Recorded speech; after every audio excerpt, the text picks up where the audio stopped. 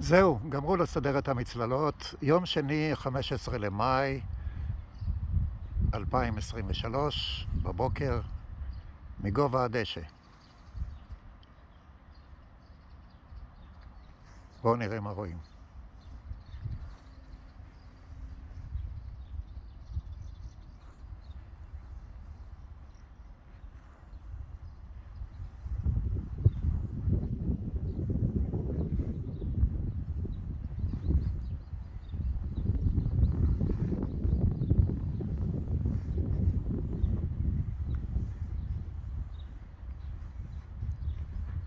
כאן פינה נחמדה בצל העצים, עוד נסדר אותה בהמשך.